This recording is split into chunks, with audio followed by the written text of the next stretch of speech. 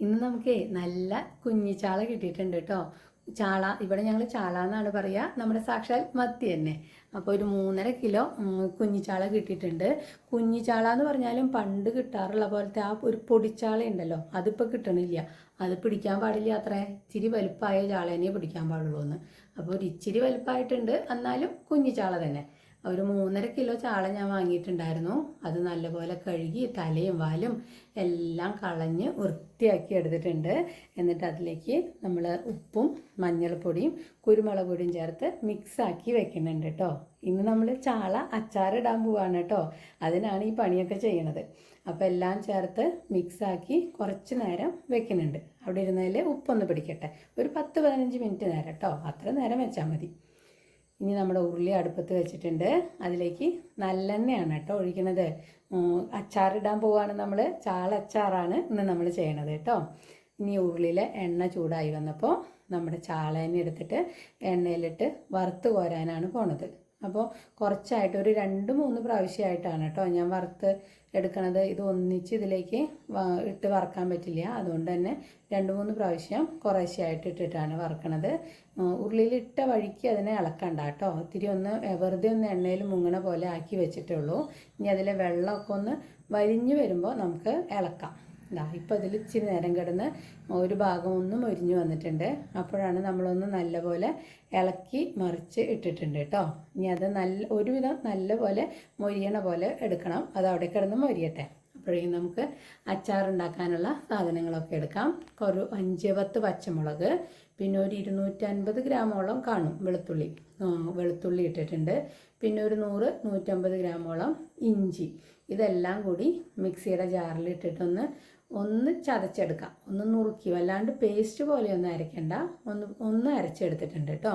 അത് അരച്ചെടുത്തതിലേക്ക് നമ്മുടെ കറിവേപ്പിലയും കൂടി ഇട്ടൊന്ന് ചെറുതായിട്ടൊന്ന് ക്രഷ് ചെയ്തെടുക്കുന്നുണ്ട്. കറിവേപ്പിലയും അരഞ്ഞു പോകുമെന്ന് വേണ്ട, ചെറുതായിട്ടൊന്ന് ക്രഷ് ചെയ്തെടുത്താൽ മതി കേട്ടോ. അപ്പോഴേക്കും ഇതാ നമ്മുടെ മീൻ നല്ലപോലെ മൊരിഞ്ഞിട്ടുണ്ട്. ഇതിലേക്ക് നമ്മൾ അധികം പ്രിസർവേറ്റീവ്സോ അല്ലെങ്കിൽ ഒരുപാട് ചൊറുക്കയോ ഒന്നും ചേർക്കണില്ല. അതുകൊണ്ട് തന്നെ നന്നായി മൊരിഞ്ഞണ പോലെ ഒന്ന് വറുത്തെടുക്കണം കേട്ടോ. ഇല്ലെങ്കിൽ അച്ചാറിരുന്ന് കേടുവരും. ഇതിപ്പോൾ നന്നായി മൊരിഞ്ഞിട്ടുണ്ട്. കരിഞ്ഞു പോവാതെ നോക്കും വേണം, ഇല്ലെങ്കിൽ മീനിൻ്റെ സ്വാദ് മുഴുവൻ പോകും കേട്ടോ. കരിഞ്ഞിട്ടില്ല, എന്നാൽ മൊരിഞ്ഞിട്ടുണ്ട്. ആ പരുവത്തിൽ നമ്മൾ വറുത്തെടുത്തിട്ടുണ്ട്. എല്ലാ മീനും അങ്ങനെ വറുത്ത് കോരുന്നുണ്ട് കേട്ടോ. ഒരു 3 ട്രിപ്പായിട്ടാണ് നമ്മളത് വറുത്തെടുത്തിട്ടുള്ളത്. ഇനി ഇതേ എണ്ണയിൽ തന്നെയാണ് നമ്മൾ അച്ചാറുണ്ടാക്കാനായിട്ട് പോണത്. ഇത് നമ്മുടെ മീൻ കണ്ടോ, ഇപ്പോൾ വറുത്ത് വന്നപ്പോൾ അത് കുറച്ചായി. ഇനി ഇതിലേക്ക് നമ്മൾ കടുക് ഇടുന്നുണ്ട്. അതേ എണ്ണയിലേക്ക് തന്നെയാണ് കടുകിട്ട് പൊട്ടിക്കുന്നുണ്ട്. അതുപോലെ കുറച്ച് ഉലുവയും കൂടി ചേർക്കുന്നുണ്ട് കേട്ടോ. കടുക് പൊട്ടി വന്നപ്പോൾ അരിഞ്ഞു വെച്ചിട്ടുണ്ടായിരുന്നു കുറച്ച് പച്ചമുളക്, അത് അതിലേക്ക് ചേർത്തിട്ടുണ്ട്. അതുപോലെ തന്നെ നമ്മൾ അരച്ച് വെച്ച അരപ്പുണ്ടല്ലോ, ഇഞ്ചിയും വെളുത്തുള്ളിയും പച്ചമുളകും എല്ലാം കൂടെ അരച്ച് വെച്ചിട്ടുള്ളത്, കറിവേപ്പിലയും എല്ലാം കൂടെ അരച്ച് വെച്ചിട്ടുള്ളത് ഇട്ടിട്ട് നല്ലപോലെ ഇനി മൊരിച്ചെടുക്കുന്നുണ്ട് കേട്ടോ. ഇതും നന്നായി മൊരിഞ്ഞ് വരണം. തീയൊന്ന് കുറച്ചിട്ടിട്ട് കുറച്ച് സമയം എടുത്തിട്ട് ഇളക്കി മൊരിച്ചാൽ മതി കേട്ടോ. കരിഞ്ഞു പോകാണ്ട് നോക്കുകയും വേണം. മൊരിഞ്ഞിട്ടുമുണ്ട് കേട്ടോ. നന്നായി ഇത് നമ്മുടെ അരപ്പൊക്കെ ഇപ്പം നന്നായി മൊരിഞ്ഞ് വന്നിട്ടുണ്ട്. കറിവേപ്പിലയും പച്ചമുളക് അരിഞ്ഞിട്ടതും എല്ലാം മൊരിഞ്ഞിട്ടുണ്ട് കേട്ടോ. ഇതിനിപ്പോൾ മൊരിഞ്ഞ് പാകമായി വരുമ്പോൾ നമുക്കിനി അതിലേക്കുള്ള മുളക് പൊടി ചേർക്കാം. എരിവുള്ള മുളക് പൊടിയാണ് ആദ്യം ഇടുന്നത്. അതൊരു 1/4 കിലോളം കഷ്ടി മുളക് പൊടി ഇട്ടിട്ടുണ്ട്. അതുപോലെ തന്നെ കാശ്മീരി മുളക് ഒരു 3-4 ടീസ്പൂണും ഇട്ടിട്ടുണ്ട്. ഇനി ഈ മുളകിൻ്റെയും പച്ചപ്പ് പോകുന്ന പോലെ നല്ലപോലെ ഇളക്കി മൊരിച്ചെടുക്കുന്നുണ്ട്. ചെറു തീയിലിട്ടിട്ടാണ് കേട്ടോ ഇതും ചെയ്യണത്. അരപ്പും മുളകും എല്ലാം കൂടെ നന്നായി മിക്സാക്കി മുളക് പൊടി കൂടെ മൊരിച്ച് എടുക്കുന്നുണ്ട്. അപ്പോൾ അതിൻ്റെ കളറും നല്ലൊരു ചുവപ്പ് കളറായിട്ട് വരുന്നുണ്ട്. ഇപ്പോൾ നമ്മുടെ മുളക് പൊടിയും അരപ്പും എല്ലാം നന്നായിട്ട് മൊരിഞ്ഞ് വന്നിട്ടുണ്ട്. നല്ലൊരു മണവും വരുന്നുണ്ട് കേട്ടോ അത് മൊരിഞ്ഞ് വന്നപ്പോൾ. ഇനി നമ്മൾ തീ ഓഫ് ചെയ്യാണ്. ഈ അരപ്പെല്ലാം ഇനി കോരിയിട്ട് നമ്മൾ വറുത്ത് വെച്ചിരിക്കുന്ന മീനിലേക്ക് ഇട്ട് ഇളക്കാണ് കേട്ടോ ചെയ്യണത്. തീ ഓഫ് ചെയ്തിട്ട് വേണം കേട്ടോ അത് കോരിയിടാൻ, അല്ലെങ്കിൽ ഇനി അതിലിരുന്ന് മൊരിയും. പെട്ടെന്ന് തന്നെ കോരിയിടണമുണ്ട്, അല്ലെങ്കിൽ വറവ് അധികമാവുമല്ലോ. ഇനിയിപ്പോൾ എല്ലാം അതിലേക്ക് ഇട്ട് നല്ലപോലെ ഒന്ന് മിക്സാക്കി എടുക്കുന്നുണ്ട്. നമ്മുടെ അരപ്പും മീനും കൂടിയിട്ട് ഒന്ന് മിക്സാക്കി എടുക്കാം.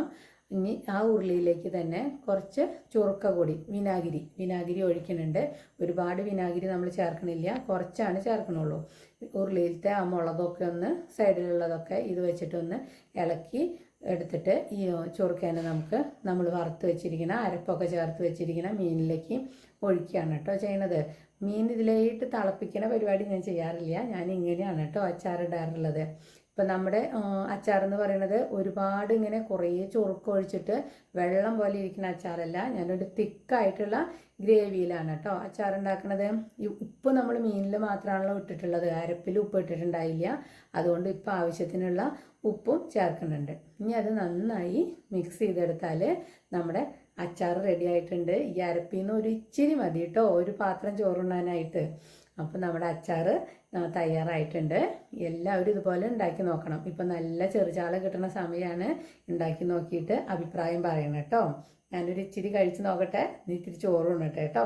അപ്പോൾ എല്ലാവരും ഉണ്ടാക്കണം, എന്നിട്ട് അഭിപ്രായം പറയാൻ മറക്കരുത് കേട്ടോ.